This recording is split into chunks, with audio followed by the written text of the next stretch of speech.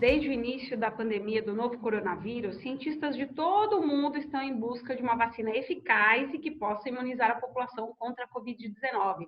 Mais recentemente, a vacina de Oxford teve o aval do Ministério da Saúde aqui no Brasil para começar a ser produzida no país. Nos Estados Unidos, o governo de Donald Trump decidiu comprar todas as vacinas produzidas pela Pfizer e pela BioNTech, 100 milhões de doses, e as duas empresas já divulgaram que não tem mais capacidade para esse ano de 2020. Recentemente, a Rússia anunciou que vai começar a produzir a vacina também contra a Covid-19, que testou em uma parcela da população e os resultados foram satisfatórios, mas ainda não temos detalhes dessa vacina que está sendo produzida na Rússia.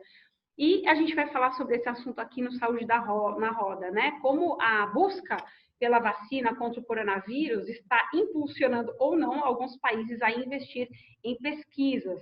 Para falar sobre esse assunto, nós temos dois convidados especiais aqui no Saúde na Roda, o Dr. Jorge Venâncio, ele é médico, coordenador da Comissão Nacional de Ética em Pesquisa do Conselho Nacional de Saúde. Tudo bem, doutor Jorge? Seja bem-vindo. Tudo bem, bom dia a todos, aos ouvintes também. Outro convidado aqui do nosso programa é o infectologista Dirceu Greco. Ele é professor emérito da Universidade Federal de Minas Gerais e presidente da Sociedade Brasileira de Bioética. Tudo bem, doutor Dirceu? Bom dia.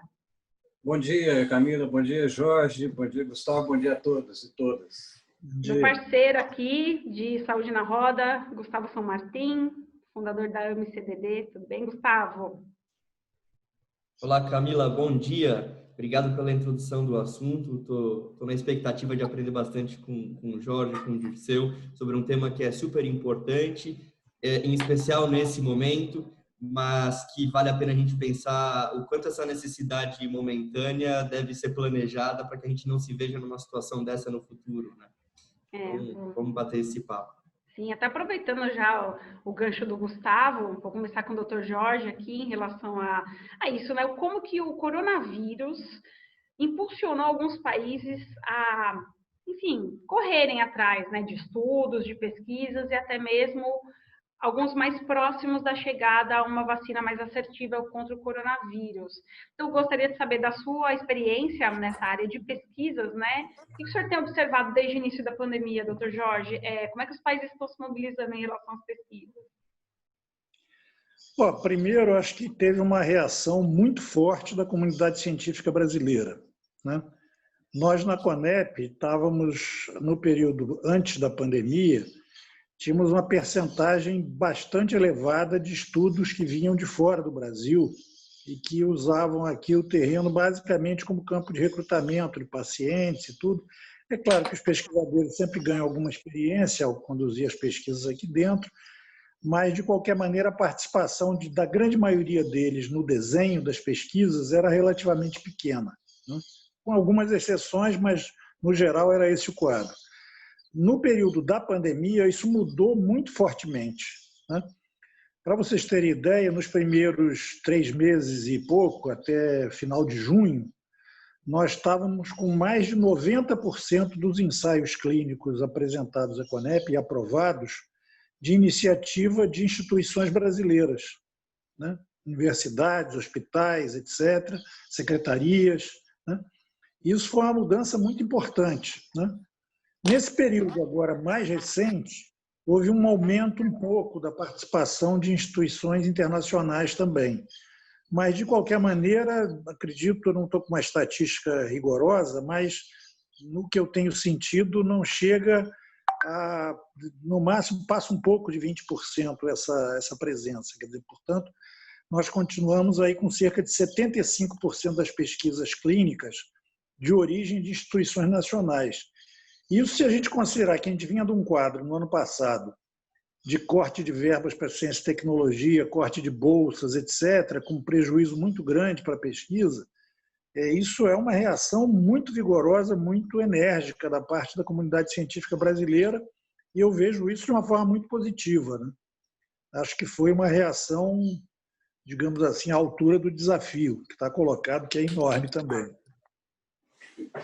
Quando o senhor diz uma reação enérgica, doutor Jorge, é como se, independentemente das questões políticas que possam impedir ou travar ou causar um certo ruído nesse avanço, algumas instituições, digamos, independentes, correram atrás disso? Quer dizer, o que o senhor quer dizer com isso?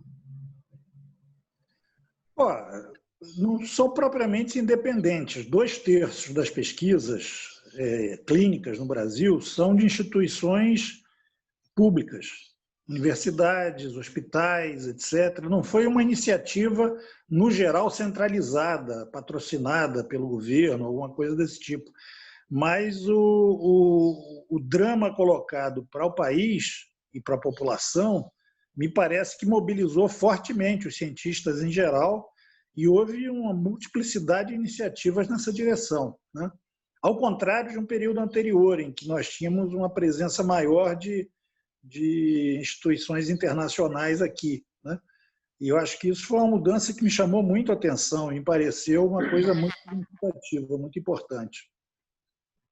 Doutor Dirceu, diante do desafio do vírus, né, o que a população em geral sabe, né, que o coronavírus, ele veio de um outro vírus que já existia, teve mutação, etc.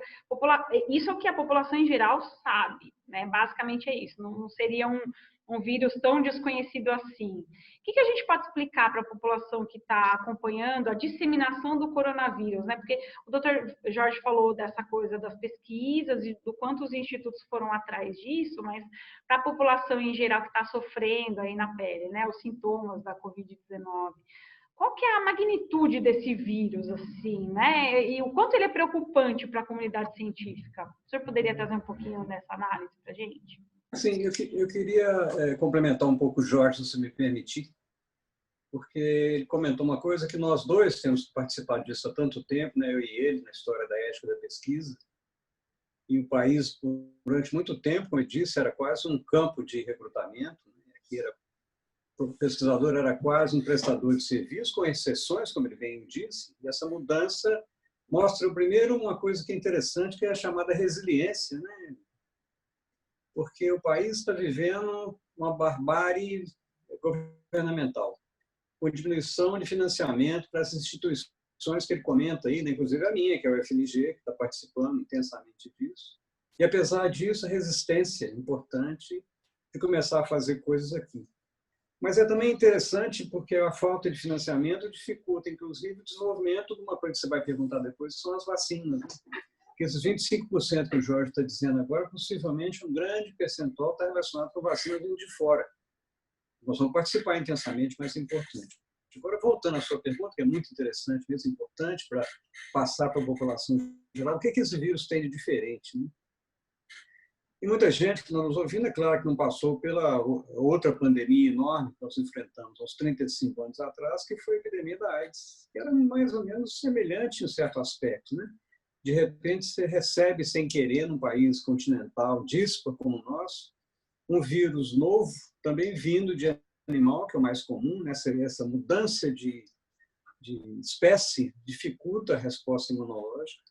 Ele veio trazido por pessoas que seriam capazes de viajar, quer dizer, pessoas de nível socioeconômico maior, repete exatamente igual, espalha centrifugamente, como esse também está espalhando, e para explicar isso bem, né, começa nos grandes centros e vai espalhando pelo país, agora praticamente atingiu 90% dos municípios brasileiros. Tem diferenças brutais, mas que vale a pena a população saber. A primeira de semelhança, como os dois nunca tinham entrado em contato com o homem, a resposta imunológica nossa não é suficiente para controlá-los. Então, essa é uma diferença importante em relação a outros vírus que a gente tem contato, talvez, anualmente. Eu vou, talvez, voltar um pouco atrás sobre isso depois, se você me perguntar, porque, aparentemente, há uma certa reação cruzada com outros vírus chamados coronavírus. Mas a razão de ele espalhar com tanta facilidade, talvez mais rapidamente, talvez, não certamente mais rapidamente que o HIV, você vê, nós temos 6 meses aqui no Brasil, talvez 8 meses ao todo do mundo, ele espalhou para todo lado, né? Com milhões de pessoas afetadas. No Brasil, 3 milhões e tanto. Cada dia que eu falar, um número diferente, né? Mas com a mortalidade que a gente acaba, sem querer, pessoas acabam quase banalizando, um negócio horroroso, né? mais de 110 mil pessoas faleceram. Você pensa quantas famílias foram afetadas por isso? Então, tem várias coisas aí que você perguntou e agora eu respondo mais objetivamente. Como é um vírus novo, como nós não temos a capacidade de responder, e como ele é disseminado, diferente do HIV, que só do contato íntimo, ele se dissemina pelo ar. Então, tem razões óbvias para que ele se espalhe dessa maneira e sem um tratamento. Quer dizer, aqui você não perguntou também, mas eu respondo antecipadamente, não tem nenhum tratamento que deve ser utilizado para tratar, nesse momento, a infecção pelo coronavírus. Então, tem muita expectativa, evidentemente. Primeira expectativa de usar... Sim, pode perguntar, pode interromper. É que, na verdade, eu fiquei pensando nisso. Todas as vezes que a gente fala sobre o coronavírus, doutor, é uma oportunidade de esclarecer coisas, porque, como jornalista, eu lido com fake news diariamente, só não 24 horas por dia, porque eu tenho que viver, né? Mas, assim, sempre a gente tem uma oportunidade de falar em relação a tratamentos, a vacinação da população em geral, né? Acho que o senhor adiantou vários pontos que eu com certeza ia perguntar e que são importantes, mas eu vou até fazer um parêntese só para a gente fazer a roda girar aqui do nosso Saúde na Roda para falar sobre esse assunto, que é importantíssimo, né, Gustavo? A gente trouxe o know-how do Jorge, essa questão das pesquisas, o doutor Dirceu também esclarecendo para a população e até fazendo um comparativo com HIV, né? Doutor Dirceu, eu era muito pequenininha, tá? Nessa época, mas eu já gravei eu fiz uma reportagem uma vez especial sobre a origem do HIV, etc. E eu estava conversando com o Dr. Davi Wipp sobre isso, né? Ele pegou um dos primeiros casos ali de HIV e aí eles ainda tinham não tinham muita noção do que era aquilo, começava com sintomas na pele esquisitos e tal. Então, era realmente uma informação, como o senhor disse, era mais das pessoas que viajavam, né?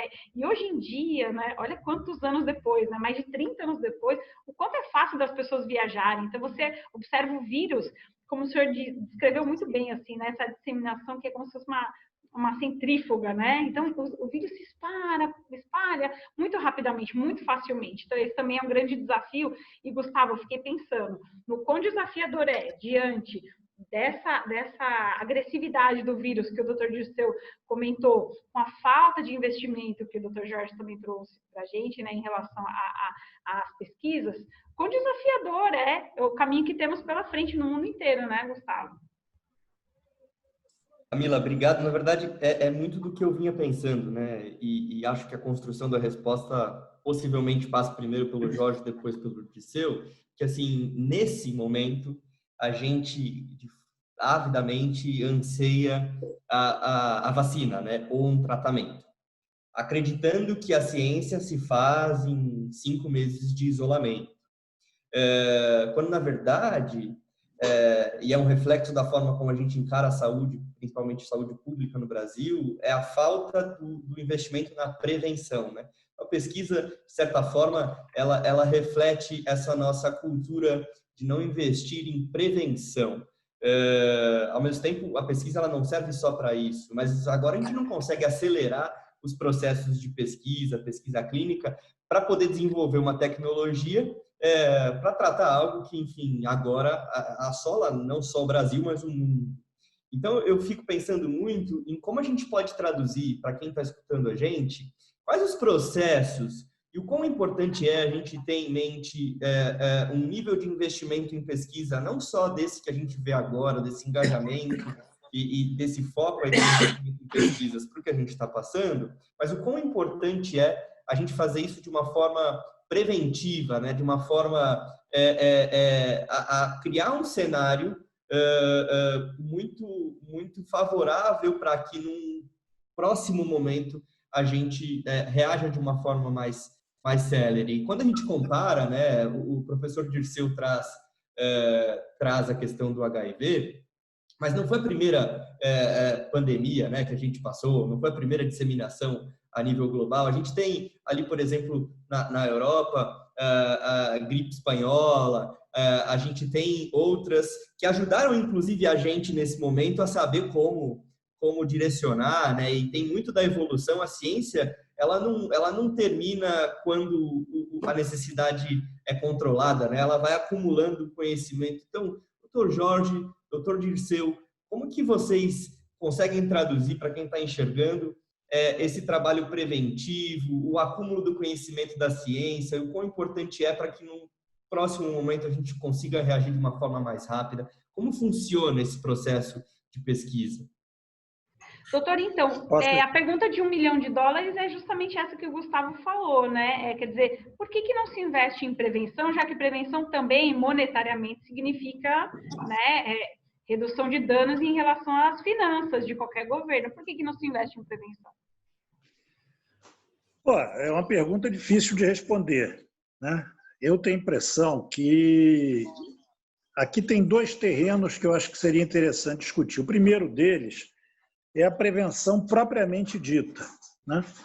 Porque os países que estão tendo mais sucesso no enfrentamento da pandemia, qual é a estratégia que eles têm procurado cumprir? Testagem em grande quantidade, identificação dos portadores do vírus, rastreamento de contatos e isolamento dos portadores e dos contatos, pelo menos até que se tenha o resultado do exame desses contatos, né? E um isolamento rigoroso, né? Aqui no Brasil, isso não está sendo feito no fundamental. Nós temos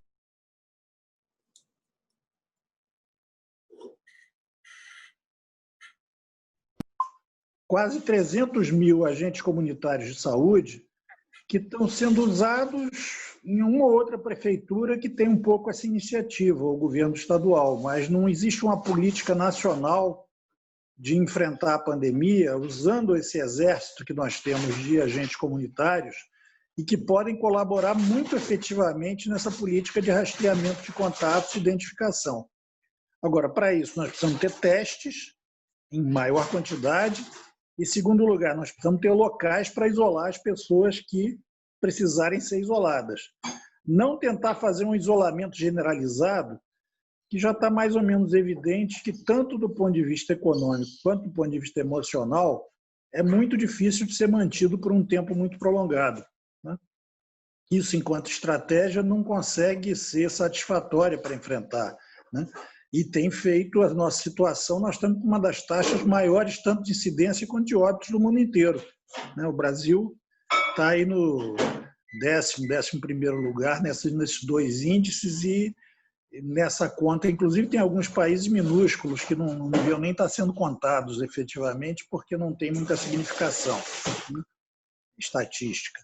Então, na realidade, nós estamos num quadro muito negativo nesse terreno e, ao mesmo tempo, existem muitas experiências no mundo positivas nisso aí, países muito maiores que o Brasil, inclusive, estão com taxas bastante baixas de tanto de infestação quanto de óbitos posteriormente, né? Agora, por que isso está acontecendo? Me parece, quer dizer, que quando se está enfrentando uma pandemia nova como essa, existe um grau substancial de incerteza. Tem coisa que você tem de reconhecer que você não sabe, até para poder descobrir, certo? Quer dizer, o primeiro passo para poder descobrir alguma coisa cientificamente é reconhecer o seu próprio desconhecimento, né? Só que isso gera uma certa intranquilidade emocional em algumas pessoas, e algumas pessoas com poder de decisão na sociedade, que faz com que isso seja negado, e com isso o esforço para conhecer aquilo que não é conhecido acaba deixando de ter o espaço para ser realizado, né? Então se fica procurando soluções mágicas. Daqui a pouco eu acho que vamos estar acreditando em Papai Noel e Coelhinho da Páscoa, porque está uma coisa ridícula, né? Porque, cientificamente, por exemplo, o relato de casos ou o relato de alguns poucos casos, ele é, no máximo, um indício para uma descoberta científica, mas ele não pode ser considerado a solução para um problema científico, porque o grau de interferência dos fatores psicológicos nessa avaliação, tanto do paciente quanto do médico, são enormes. E isso é mais do que conhecido, chamado efeito placebo e tudo mais. Quer dizer, então, a pesquisa, para ter rigor científico, ela tem de ter grupo comparador, né, critério de inclusão igual para o grupo comparador e para o grupo que vai receber a medicação do estudo, cegamento, tanto do paciente quanto do médico, ou seja, nem o participante da pesquisa, nem o médico podem saber o que cada um está tomando, quem está num grupo ou no outro. Você tem de sortear quem vai para um grupo e para outro. E tanto o paciente quanto o médico ficam cegos durante o estudo para saber quem está tomando ou não. Porque se o médico souber quem está tomando o estudo, até inconscientemente ele trata melhor se ele acredita na medicação, ele trata melhor quem está sendo medicado com o medicamento que está sendo testado. Quer dizer, e, além disso, fazer esse estudo em vários locais do mundo e obter resultados relativamente semelhantes. É dessa forma que se chega a uma conclusão científica. Então, acreditar que vai se ter solução para um problema dessa dimensão, olhando alguns casos que alguém teve uma experiência e tudo mais, a própria pesquisa, por exemplo, que uma série de hospitais brasileiros aqui fizeram com a cloroquina, chegou à conclusão que no braço placebo, no braço que não tomou a medicação, quase 70% das pessoas ficaram boas espontaneamente. Isso quer dizer o quê? Que no braço que tomou a medicação, o resultado foi igual, 70% também, 60% e alto, né? Quase 70%. O que isso quer dizer? Que as pessoas ficaram boas não foi por causa da medicação, foi porque o sistema imunológico delas reagiu, né? E enfrentou o vírus e conseguiu derrotá-lo. Então, quem observar só o grupo tomando a medicação, ele vai ver 70% ficando bom, vai dizer que esse remédio é ótimo. Só que o remédio não tem efeito nenhum. Só para a gente sentir como é que o grau de subjetividade nesse tipo de avaliação é altamente prejudicial para se ter conclusões concretas e objetivas no terreno da ciência. Né? Sim, não, imagino que isso deve ser, eu não tenho como não fazer um parênteses, né, doutor Jorge, porque no mundo da psicologia, a gente lida com as emoções, né, então essa coisa do efeito placebo e o quanto as pessoas podem depositar uma certa esperança ou negar certas coisas, né, é muito desafiador, acho que até polêmico falar um pouco sobre isso, né, essa questão da imunidade em relação às emoções. Então, pelo que o senhor está dizendo, se a gente não tomar cuidado, se os pesquisadores não levarem isso em consideração, é possível que as pessoas sejam influenciadas a acreditar que aquele medicamento possa fazer efeito ou não. Eu fiquei muito curiosa com isso que o senhor está trazendo para a gente. Não, sem dúvida, nós estamos vivendo isso no Brasil. Tem gente fazendo kit Covid aí, prefeitura distribuindo kit Covid, outras coisas do tipo, que é um negócio sem nenhuma base objetiva, né? Só para o cidadão que decidiu fazer isso ficar um pouco mais tranquilo, talvez, mas o efeito prático no enfrentamento da pandemia é praticamente nenhum. E aí eu fico pensando, a quem interessa isso, né? E bota energia onde não deve. Exatamente. E aí, doutor Dirceu, eu fico pensando diante disso que o doutor Jorge falou, né? A quem interessa isso, né? Você ter ou um remédio que é ou um líder político que é o salvador da pátria, ou um remédio único ali, que aquele é a tábua de salvação, né? Eu acredito que para a área da pesquisa e da ciência isso seja muito desafiador, porque tem que lidar com uma série de questões, né? Não deve ser fácil não, doutor Dirceu. As pessoas investem nessa propaganda como se fosse a salvação, e, como bem demonstrado, 80% das pessoas vão melhorar independente do que estiver utilizando o medicamento. E quando passar a crise, ela está vendo, eu indiquei essas pessoas para usar tal e tal medicamento, e eles melhoraram, eu já tinha avisado isso antes, então a propaganda, essa disseminação de notícias falsas é muito mais alta. Né? Mas eu queria voltar, porque a pergunta tão importante que o Gustavo fez, ela acabou sendo diluída numa outra parte também importante. Né? Quer dizer, o que aconteceu com a prevenção? Por que o país chegou nesse ponto? Não é o país, na verdade, né? Porque já foi demonstrado cabalmente. Eu tenho participado desse esforço há muito tempo. Na verdade, o primeiro ambulatório da grande pandemia do ano passado, feito, o segundo no Brasil, foi feito aqui na UFMG, eu era coordenador dele para cuidar de HIV. E essa segunda fase é exatamente a mesma coisa. Né? A pandemia começa há 8 meses na China, conhecimento acumulado lá foi solto em parte do mundo, ela chega na Europa, sabia que ia chegar no Brasil, e houve a negação.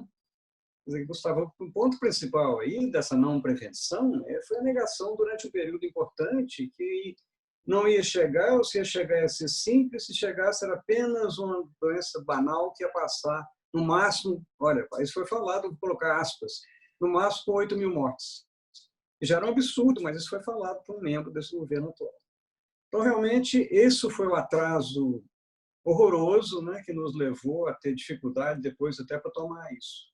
e comentando uma parte importante, e nós temos feito isso intensamente, né? Eu participo pela Sociedade Brasileira de Bioética, do Conselho Nacional de Saúde, como o Jorge também é membro, e da montagem daquele plano para o enfrentamento da pandemia, né, por 15 entidades.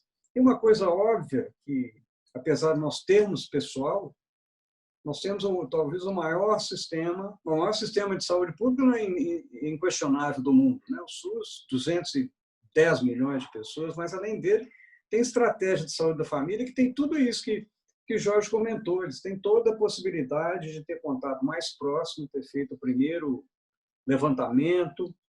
Se tivesse teste, evidentemente, você fazia não isolamento, mas você procuraria os contatos dos casos. Isso foi deixado de lado. O SUS subfinanciado, tiraram quase 20 bilhões de reais dele nesses últimos 2 anos. Tornou-se uma situação horrorosa e que agora nós estamos lidando com a ponta do sistema, que é quando as pessoas se infectam, têm dificuldade de chegar no atendimento, têm dificuldade de chegar no teste, evoluem mal e vão chegar no hospital. Então, o investimento maior que foi feito foi o investimento hospitalar, de novo, erradamente. Erradamente não, era importante fazê-lo, mas foi quase exclusivamente. Tanto assim que hoje avalia-se a liberação baseado no número de leitos ocupados em UTI, que isso é a ponta do processo. As pessoas já estão naquela fase horrorosa, né, de poder falecer por causa daquilo, por recuperação. Não sabemos se vai recuperar completamente. Então, realmente, essa é um ensinamento que essa pandemia, e não precisava disso, né, porque eu volto outra vez, não é para lembrar só da HIV, não, mas 1988, o Brasil foi exemplar na época de problema econômico, quando nós estamos passando agora, de enfrentamento da HIV/AIDS, ao contrário do que foi feito agora. Então, realmente, a experiência já tinha, a experiência pode ser repetida, essa comparação tem de ser feita, a população tem de saber disso, que a necessidade é premente para que nós tenhamos a prevenção. Eu vou reforçar isso que o Jorge falou, que acho que é extremamente, tem que falar isso ad nauseam. O tratamento que está sendo proposto em cada local não só é inócuo, mas muitas vezes é deletério. Porque nós dois médicos falamos que se você está dando algum medicamento para uma coisa que não funciona, já é eticamente incorreto e certamente medicamente arriscado. Então, acho que esse momento é um momento mesmo, talvez, de transição. Transição, mas nem sei se é transição ainda, porque a pandemia não está controlada, né? De ontem para hoje, 1.200 mortes outra vez no país. Então, acho que essa discussão que nós estamos fazendo aqui para levar a população a tomar mais cuidado, ficar em casa, só sair se for necessário, não tá na época de abrir, todo o Brasil está abrindo outra vez para bar. Eu nunca pensei que haveria uma luta para abrir bar sem discutir como é que vai ser o ensino. É um país completamente destrambelado nesse sentido. Mas acho que esse é um ponto que vale a pena que nós ainda reforcemos nesse debate aqui agora, né? Como é que nós podemos aproveitar isso para que a população possa movimentar-se, né? Porque eu e Jorge, vocês dois comentando, olha, nós somos privilegiados.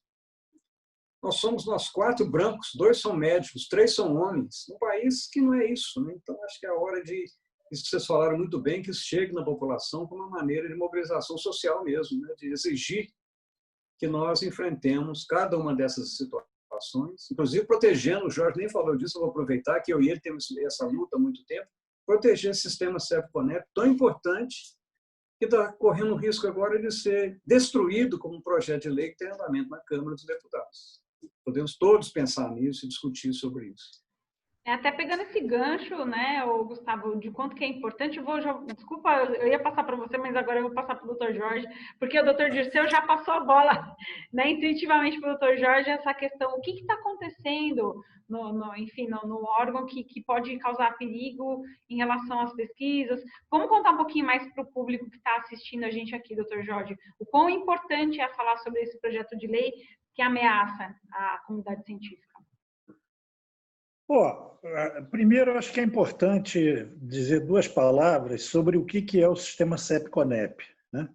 O sistema CEP-CONEP é um sistema composto pela Comissão Nacional e por cerca de 850 comitês de ética em pesquisa locais, que existem em tudo quanto é universidade, hospital, Secretaria de Saúde, espalhado no país inteiro. Qual é a função dele? É a proteção de quem participa na pesquisa.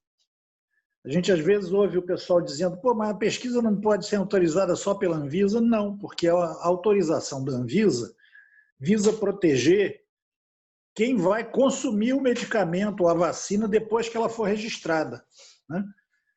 E a função do sistema CEP-CONEP é proteger quem participa na pesquisa. São dois olhares diferentes para o mesmo processo, né? Por isso que existe esse sistema, tanto o sistema de registro sanitário quanto o sistema de regulação ética, existe no Brasil e no mundo inteiro. Não estamos inventando nada diferente aqui, né?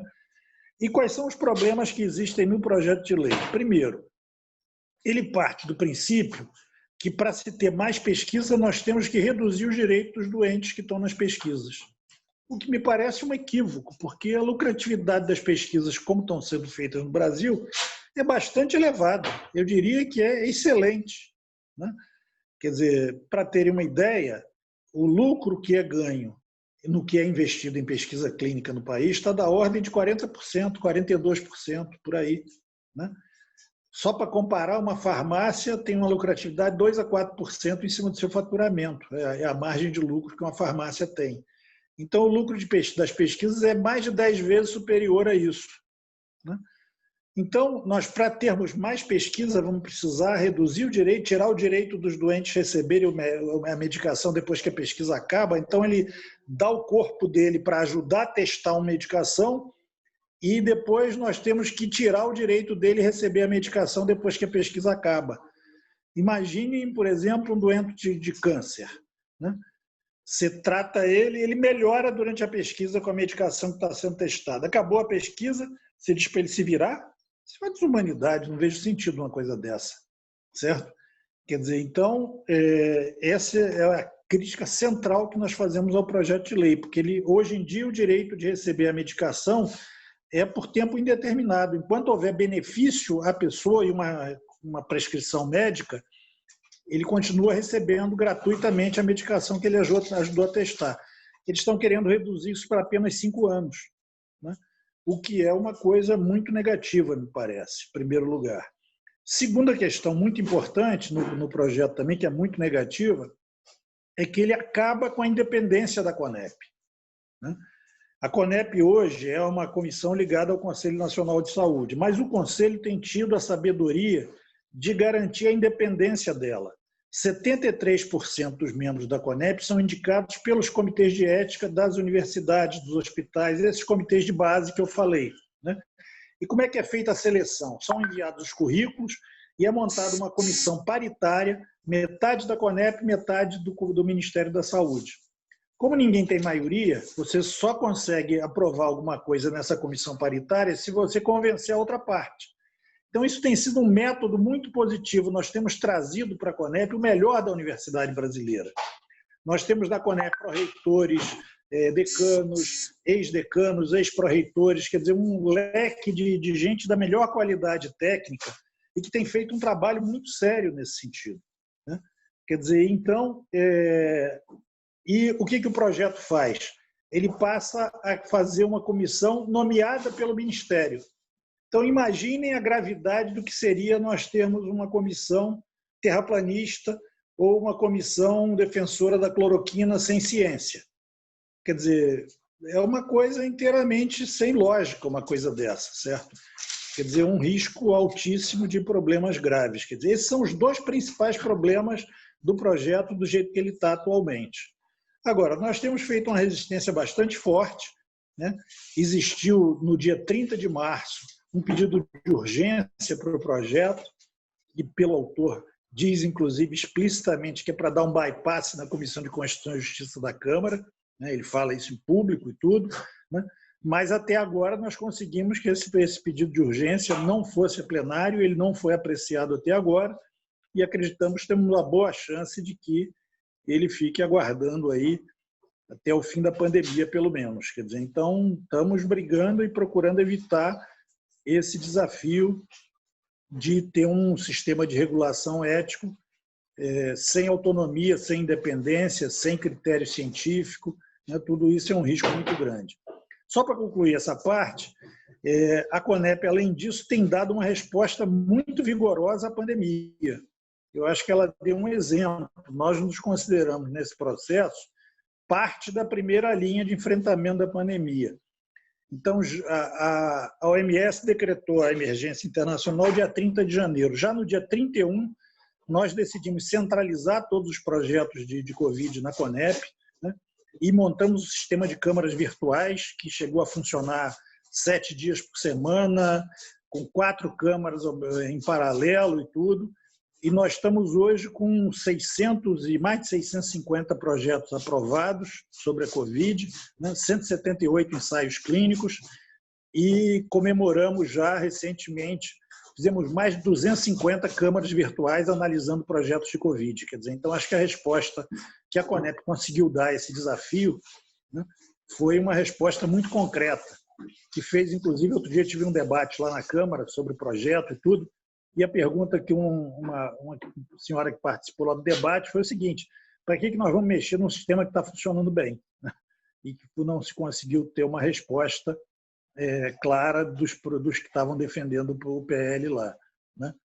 Então, acredito que essa discussão está em curso e nós estamos procurando evitar que o projeto... Nós não somos contra um projeto de lei, mas somos contra o retrocesso desse projeto de lei, né?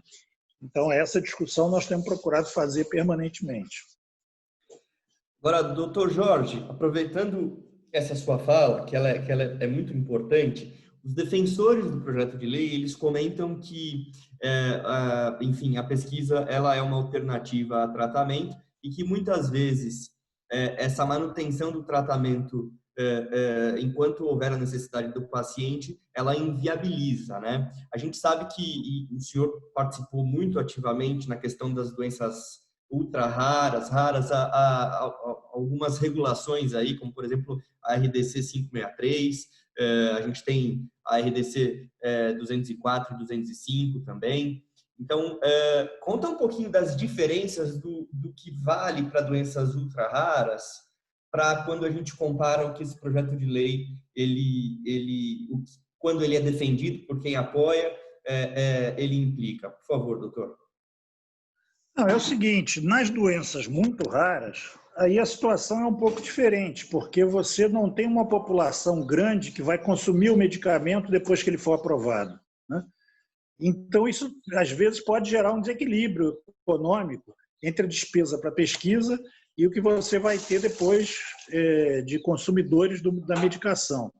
Por causa disso, e a pedido, inclusive, das associações da área, nós concordamos que, nesse caso específico, houvesse uma limitação no tempo do pós-estudo, né?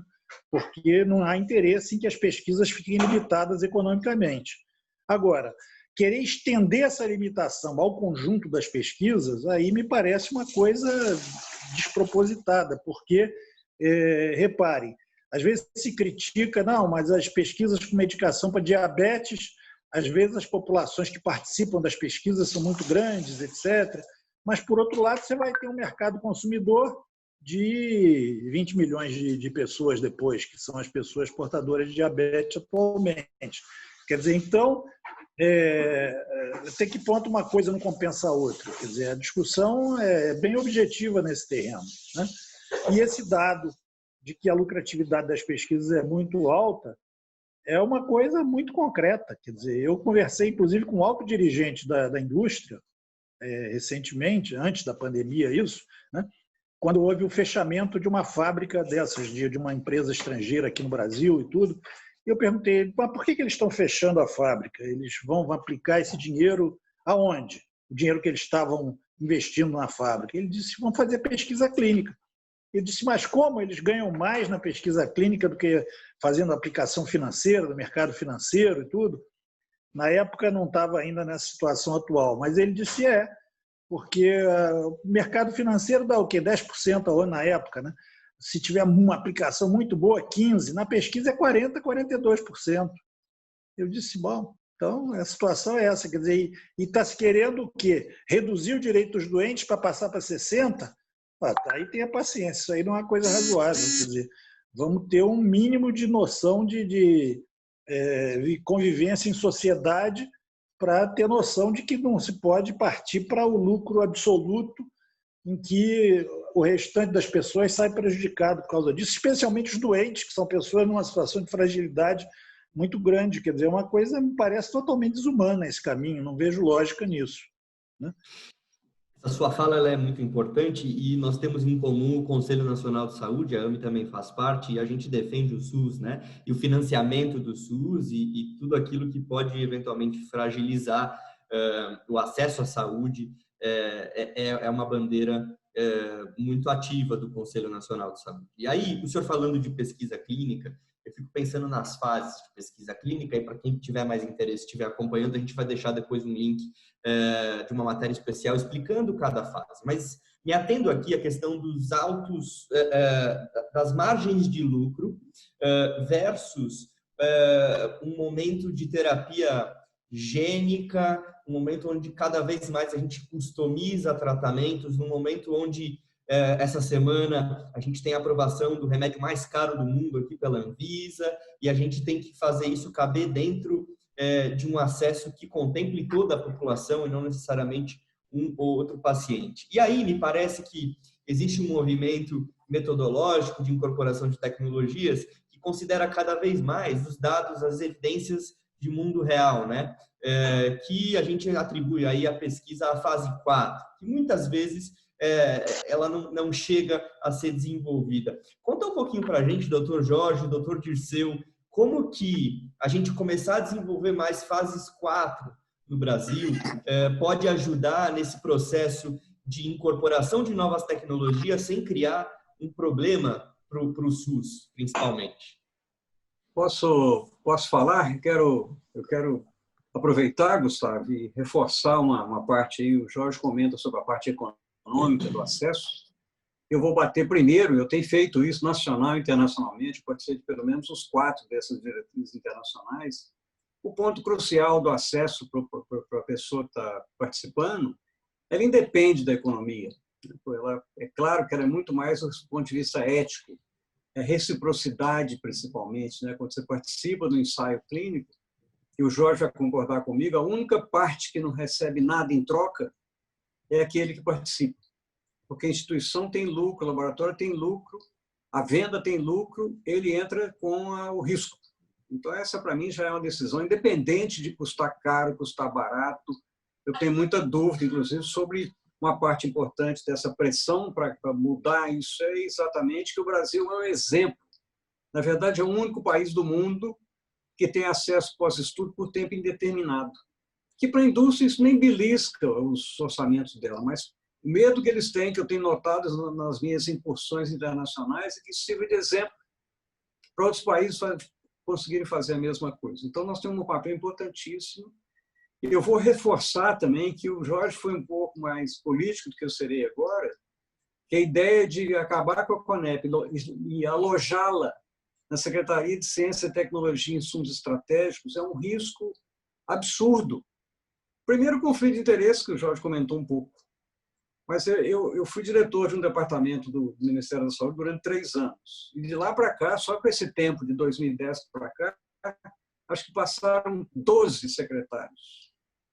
Cada 2 meses tem um secretário novo. Ele vai ser responsável se essa lei passar por tudo isso. Então, nós temos um papel, a comunidade tem esse papel, que é a proteção da ciência, a proteção da pesquisa, a proteção do participante. E nós, eu nem sabia que nós somos colegas da CONEP, do Conselho Nacional de Saúde também, nós temos um papel importantíssimo nisso, de diuturnamente falar sobre isso, lutar, falar com os deputados que estão ainda em processo de julgamento. Agora, a história da fase 4, eu tenho uma visão, aí eu tenho uma experiência muito grande com pesquisa, como pesquisador. A fase 4 pode ser interessante em algumas situações, mas a maior parte das vezes que ela é começada, Gustavo, ela é por interesse absoluto da indústria, porque, na verdade, é o método de você fazer propaganda daquilo que você teve na fase 3. Você recruta sem muita capacidade, sem muita parte científica, um número grande de médicos que vão entrar nisso aí, depois vão servir como propagandistas desse processo. A minha discussão, e agora também lembrando da experiência internacional, é a discussão da equidade, né? Eu posso julgar um pouco agora na história da vacina, que nós acabamos nem chegando nela, né?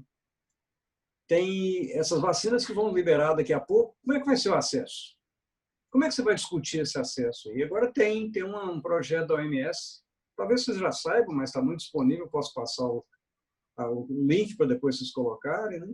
150 países já se juntaram na tentativa de fazer um pool. Desses 150, 75 são de alta renda, os outros são de baixa renda, na tentativa pragmática de ter vacina em todos os lugares, não apenas onde nós gostaríamos, que seja na população que mais necessita, mas acessando esses 150 países é possível nós tenhamos financiamento, que é um modo pragmático capitalista de fazer parceria público-privada, que eu tenho muita dúvida, mas parece que foi o único jeito que eles conseguiram fazer isso agora, de poder ter acesso de maneira um pouco mais equânime. Essa é uma coisa que nós vamos ter de lutar muito daqui a pouco, né? E a população que está nos escutando certamente está doida para ser a solução, né? A bala mágica não é bala mágica. Tomara que vocês perguntem sobre isso nesse tempo curto que nós temos. Né? A vacina vai resolver o problema dessa história da Covid-19? Eu vou deixar essa pergunta para vocês fazerem para nós depois. Vou deixar para o fim, então, doutor. Vamos deixar para o fim, para segurar a audiência. O fim é o melhor de todos, tá bom. Então, eu passo agora para o Jorge para complementar isso que eu acabei de falar.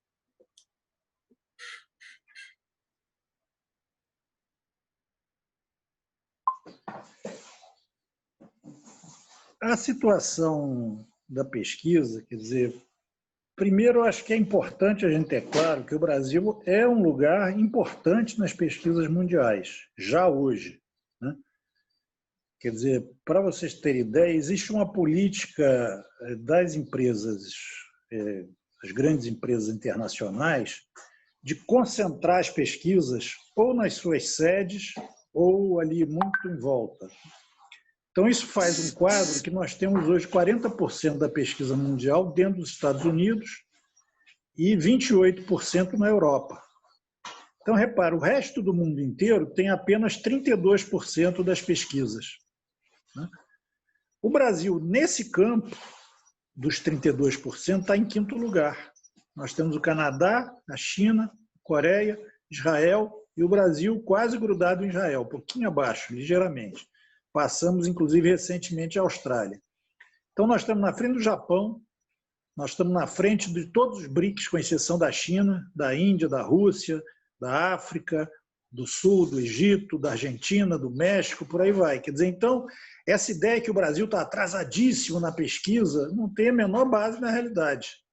Isso não é verdade. Nós temos equipes aqui experientes, instituições com grande capacidade de pesquisa sendo realizada. Agora, nós precisamos muito mais investimento público nisso aí, que é a coisa básica, para a gente poder ter a nossa própria iniciativa. Essa questão dos remédios estarem cada vez mais caros, nós temos a seguinte situação. Quando nós temos uma situação de monopólio, que só tem um produtor do medicamento, o preço vai nas nuvens. Apareceu um concorrente, o preço cai para metade, 40%, às vezes até mais. Então, para vocês verem que o problema não é o custo da pesquisa que está fazendo o remédio ficar tão caro, é o monopólio. Esse é o principal problema que precisa ser resolvido. E existem muitas startups no mundo, empresas pequenas, às vezes, fazendo pesquisa e descobrindo alternativas que podem ajudar a criar esse ambiente de concorrência. Então, isso é uma iniciativa que o Ministério devia tomar muito fortemente, de buscar um contato internacional, além de ter uma política de investimento no Brasil, para que a gente pudesse também ter as startups nossas e as instituições públicas com condição de fazer pesquisa de ponta. Né? Isso é uma coisa... Agora, inclusive, por exemplo, com a transferência de tecnologia aí prometida da vacina de Oxford, está se fazendo um investimento significativo na Fiocruz, o que é uma coisa importante, porque vai ficar posteriormente para novas iniciativas e novas pesquisas e novos desenvolvimentos de vacinas, inclusive. Né? Quer dizer, mas isso aí precisa ser uma estratégia de governo, não pode ser uma coisa que se faz só na situação dramática que está se passando atualmente. Né? E eu acho que uma das coisas chaves é que se precisa ter uma estratégia antimonopolista para conseguir alternativas, porque no momento que você ficou na mão de um produtor só, geralmente a situação é dramática. Eu me lembro que a primeira experiência de centralização de compra de medicação no Ministério, e foi uma medicação para leucemia, chamada Glivec, que no início a compra do Glivec era descentralizada pelas secretarias estaduais e municipais, né? Quando o Ministério decidiu centralizar e fez uma negociação centralizada com o laboratório, foi uma conversa. O preço caiu 58%. Quer dizer, para ter ideia qual é o grau de dramaticidade, e não foi uma ruptura do monopólio, foi apenas uma negociação do Ministério com a empresa que era o único fornecedor na época e tudo. Quer dizer, então, para a gente ter ideia como é que isso é uma coisa que pode gerar uma economia de recursos públicos gigantesca se se tem uma política efetivamente de buscar alternativas fora desses preços absurdos, às vezes, que são colocados para as medicações novas, né? Não quero não reconhecer o esforço da pesquisa e o custo que ela tem, mas é que, muito frequentemente, o que é cobrado é muito acima da despesa real e de um lucro razoável, né? Doutor, essa é a questão. até para clareza. pegar só um gancho do que o senhor está falando, e depois quero falar mais sobre vacina também, porque isso interessa muito quem está assistindo, mas o senhor disse essa questão do monopólio e a preocupação que gera você ter apenas uma fonte, né? Ou seja, uma indústria que vai proporcionar aquilo, aquele insumo, enfim, para a população. O Brasil teria condições de ter uma vacina própria, sem depender de nenhum outro país, etc., ou não temos tecnologia para fazer, para conquistar essa vacina do início ao fim, né? E aí, se o senhor puder explicar para o nosso espectador aqui do Saúde na Roda, o que a gente tem aqui no Brasil que está se aproximando de uma eficácia também maior no sentido de imunizar a população contra a Covid-19? Acho que é importante trazer isso para a população que está assistindo também. Primeiro, acho que o Brasil não está condenado, em hipótese alguma, a ser um país de segunda classe, né? Nós temos toda a condição. Nós estamos, inclusive, num estágio bastante avançado desenvolvendo a vacina da dengue, que o Instituto Butantan está desenvolvendo e está em fase final da fase 3 da vacina dele, já está acontecendo já há vários anos e tudo. Acredito que eles estão perto de ter condições de solicitar, inclusive, o registro da Anvisa, né? Existem vacinas contra a Covid que têm a mesma tecnologia da vacina da dengue. Portanto, não vejo, em princípio, nenhuma dificuldade de que ela seja desenvolvida aqui também. Agora, essa questão da vacina está tendo uma polêmica que está me parecendo interessante, né? Porque na Assembleia da OMS, no início de junho, houve uma declaração formal do governante chinês de que a vacina chinesa seria um bem público universal, né? Isso fez com que alguns grandes laboratórios também, e houve uma reunião mais recente nos Estados Unidos, em que houve uma polêmica entre dois grupos de laboratórios. De um lado, o laboratório AstraZeneca e o laboratório Johnson & Johnson, declarando que trabalhariam para fornecer as vacinas que eles produzissem a preço de custo. E, do outro lado, um bloco de outros, essa notícia saiu na imprensa, inclusive, não estou falando nenhuma coisa secreta, né? Um outro grupo de laboratórios composto pela Pfizer, pela Merck e pela Moderna, que não aceitavam esse fornecimento a preço de custo, né?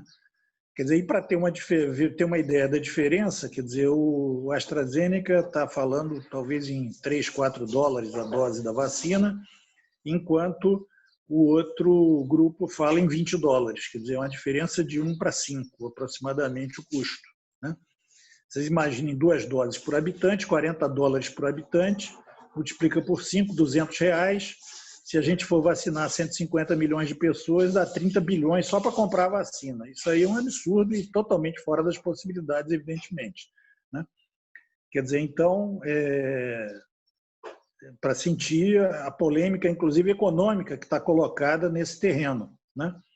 Agora, a vacina chinesa, a vacina do AstraZeneca, a Johnson & Johnson não está ainda colocando isso, mas pelo menos essas duas estão dizendo que aceitam fazer a transferência de tecnologia, né? Sendo que no caso do Butantan, a vacina chinesa que está sendo testada no Brasil, eles têm outras de outros tipos, mas a que está sendo testada aqui tem a mesma tecnologia da vacina da dengue, que o Butantan está em fase final de teste já, e que é uma criação deles e tudo. Então, acredito que é perfeitamente possível fazer essa transferência de tecnologia. E no caso da vacina da Oxford, que é uma tecnologia nova, que não gerou ainda vacinas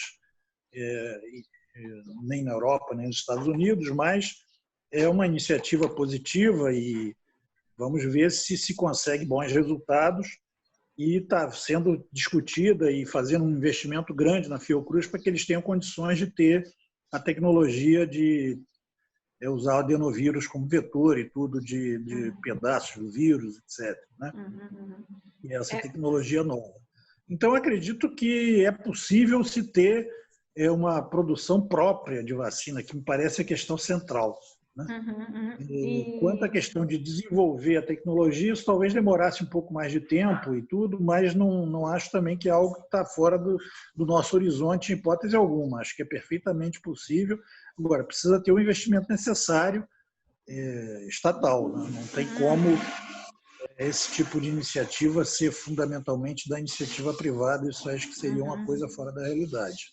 E eu vou aproveitar porque a gente já está quase na reta final. Eu queria mais 1 hora de programa. Vamos ver se no futuro a gente consegue fazer 2 horas, né, Gustavo? Vamos lá. Doutor Dirceu, pergunta de $1 milhão. O senhor prometeu que ia responder no fim do programa se a vacina vai ser a nossa tábua de salvação, né? Porque eu escuto muita gente falando, quando tiver a vacina, vida que segue, vamos embora, né? A gente só vai conseguir viver mesmo depois da vacina. E aí, qual a esperança ou não a gente pode dar para quem está assistindo o programa? Mais 20 minutos aí, pelo menos. Né? Não, mas pensando muito claramente, Camila, são 2 pontos que se estão imbricados. Né? A primeira é essa da pesquisa, transferência de tecnologia, capacidade de produção, quem é que vai comprar? Então, respondendo em parte a pergunta que você fez para o Venâncio, acho que nesse momento o Brasil perdeu a possibilidade de começar lá quando países menores, até mais complexos, já começaram a pensar em vacina em fevereiro, março, por aí. Então, o momento atual é participar. E eu vou ser um pouco mais crítico do que o Venâncio também, porque o Brasil, quando fala em pesquisa clínica, a história que ele comentou, e eu repito aqui, mais de 75% delas é prestação de serviço. Então, essa pesquisa tão falada que o Brasil do 8º, 6º lugar, não sei qual é a vantagem real disso aí, não. Nós tínhamos a pesquisa feita aqui mesmo, fase 1, fase 2, começo, desenvolvimento, produção local. Mas, respondendo a sua pergunta, eu acho que a normalidade ela não voltará. Não espero que nem volte, porque a normalidade nossa, se for voltar ao que era pré-vacina, é a mesma disparidade escancarada que nós vamos ter dificuldade que as poucas pessoas têm acesso a isso que nós estamos falando. Mas a vacina que, se tiver essa eficácia que se espera, não sabemos, não temos ideia se vai funcionar. Uma é com a RNA, que nunca foi feito com vacina. Mesmo essa do adenovírus, não tem nenhuma realmente produzida ainda que ultrapassou a fase 3. Mas vamos ser otimistas. Supondo que saia bem, que no final do ano você tenha resultado razoável. Essa iniciativa da OMS de estruturar esses 150 países, inclusive estimulando a própria indústria a começar a produzir, já tem 2 delas que estão começando a produzir as vacinas que elas estão testando, na expectativa. Julgando com a parte, não é sorte só, que eles acham que vai funcionar, quer dizer, se no final do ano, depois de avaliar, mostrar que é eficaz, já vai ter uma produção razoável. A discussão grande, né, nem é só essa que vai ser preço de custo, não vai ser preço de custo, é como é que vai ser o acesso. A história do Brasil estar participando com a Fiocruz e o Butantan é um certo alento, porque mesmo que não produza aqui, como você participando e tem... Nós não vimos ainda, na verdade, não sei se o Venâncio viu, mas acho que ninguém teve acesso, qual é que foi o documento que foi assinado pelas instituições, dizendo, olha, isso vai ser transferido imediatamente, vocês vão ter vacina disponível assim que acabar. Mas se tudo isso aí for positivo, podemos pensar que meados do ano que vem, para ser muito otimista, você começa a ter vacinas a ser aplicadas. E aí vem outra pergunta de quase o mesmo $1 milhão que você falou. Quem vai receber essas vacinas em primeiro lugar? Essa discussão também está sendo feita pelos países. O Brasil faz parte dessa discussão da OMS. Vai começar com quem? O profissional de saúde da linha de frente? Provavelmente vai ser muito fácil de convencer as pessoas. Depois, quem será? Quais são os grupos que vão ter acesso? Né? a gente pensar no risco e ver a discussão que está acontecendo lá em Genebra com o grupo da Gavi, que é essa tripulação, com essa discussão. Quer dizer, o segundo grupo que vai acessar seria o grupo mais vulnerável. A gente pensar no país, o mais vulnerável nosso é o vulnerável social, que vai ser uma luta para que nós convençamos a todos, né, que essa vulnerabilidade que está matando, de novo, pobre, negro, pobre de periferia, tem que ter acesso mais rápido. Se não tiver uma mortalidade muito maior, até que essa vacina seja disponível. Então, é uma expectativa. Mas não vai ser a mágica que daí, pronto, está tudo resolvido, porque não sabemos, vou colocar mais um problema. Não sabemos se for imunidade razoável, será duradoura. Quantas doses serão necessárias? Nada disso nós não sabemos. Então, a população tem que estar preparada, não é ficar completamente desesperada agora com esse final dessa discussão, mas ela tem que estar muito preparada, porque nós vamos ter uma normalidade nova, que é a prevenção, bem como começaram a conversar no começo dessa discussão.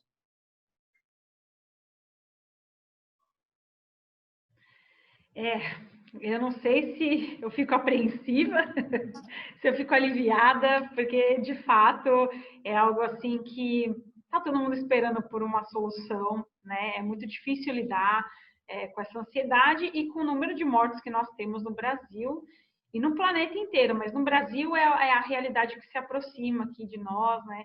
E que nos deixam, sem dúvida alguma, mais apreensivos. Infelizmente, a gente está na reta final aqui do nosso programa. Queria agradecer a participação de todos vocês e saber do Gustavo uma palavrinha aí final, né, para a gente encerrar, e já convidando vocês dois, né, o Dr. Jorge e o Dr. Dirceu, para num futuro muito próximo a gente poder repetir essa dose, né, porque acho que é muito importante a gente ouvir a comunidade científica, né, os pesquisadores, né, Gustavo, para trazer para a população em geral o que está sendo feito de fato, né, em relação às pesquisas. Obrigado, Camila. Obrigado, Dirceu, Jorge. Acho que, de fato, esse papo, ele ou precisaria de mais horas ou de mais vezes. Então, a gente vai conseguir, talvez, numa próxima vez. Eu queria trazer uma reflexão final de que, assim como na época, na ocasião, o ministro Nelson Teich declarou naquela reunião do dia 22 que a gente conseguiu assistir, a gente tem uma bolha sendo formada. A gente tem holofotes direcionados para a Covid, mas não necessariamente a gente está olhando o todo, né? E, de repente, o todo envolve doenças raras, ultra-raras, crônicas, e como a gente está tratando isso. E muito disso tem a ver com o financiamento. Então, como membro do Conselho Nacional de Saúde, a AME tem que fazer aqui um desfecho de que não dá para a gente falar de pesquisa, de desenvolvimento, de uma abrangência, chegando para além dos 3 homens e uma mulher, todos brancos, indo para a periferia, indo para quem de fato tem sido impactado diretamente nesse momento, sem discutir financiamento de saúde, né? Então, a gente fala ali da Emenda Constitucional 95, que já desfinanciou em mais de 200 bilhões aí, e ainda tende a fazer isso muito mais. E a gente vê reflexos disso também no próprio financiamento específico de uma temática que a gente tenta abordar aqui de pesquisa, né? Quando a gente compara 2015 até agora, a gente já perdeu de financiamento e investimento em pesquisa quase 40 bilhões, para ser preciso, 38 bilhões. Eu me pergunto que, considerando essa bolha que na época o ministro Nelson Teich se refere, como que a gente consegue equalizar essa equação? Emenda Constitucional 95, em cima de uma verba e de um recurso já desatualizado na época que ela foi aprovada, um desinvestimento em pesquisa versus uma melhora, e o que a gente tenta trabalhar é de diagnóstico, né? Então, não é só de coronavírus que a gente pode padecer, né? A gente tem doenças crônicas, eu tenho esclerose múltipla, tem todo um universo temporal aí convivendo com a condição, e por aí vai outras condições. Eu acho que a principal reflexão aqui é o quanto hoje esses investimentos estão associados às vontades políticas. A gente vive um momento de ideologização da saúde, né? A gente até publicou um texto recente, nosso blogueiro Jota fez essa reflexão, você, se não me engano, participou. Enfim, o quanto o trabalho pela saúde tem um viés político nesse momento e que, de fato, não deveria ter, assim como o Jorge defende que a Conep ela precisa, e a gente defende também, que precisa ser independente e se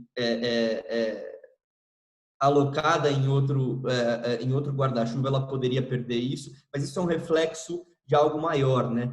Dessa influência política na saúde, que é algo que talvez a gente possa discutir. A gente falou no passado do Saúde na Roda sobre a falta de um ministro da Saúde, o quanto isso impacta, mas talvez valha falar sobre essa influência política nas decisões de saúde, pensando no longo prazo.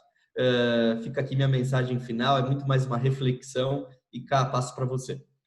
Agradecendo a participação, bom, Gustavo Sanmartin, que é o fundador da AMCDD, do Dr. Jorge Venâncio, ele que é médico, coordenador da Comissão Nacional de Pesquisa em Ética, o CONEP do Conselho Nacional de Saúde, e o infectologista Dirceu Greco, professor emérito da Universidade Federal de Minas Gerais e presidente da Sociedade Brasileira de Bioética.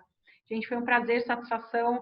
Muito obrigada pela entrevista e até uma próxima oportunidade aqui com os espectadores do Saúde na Roda.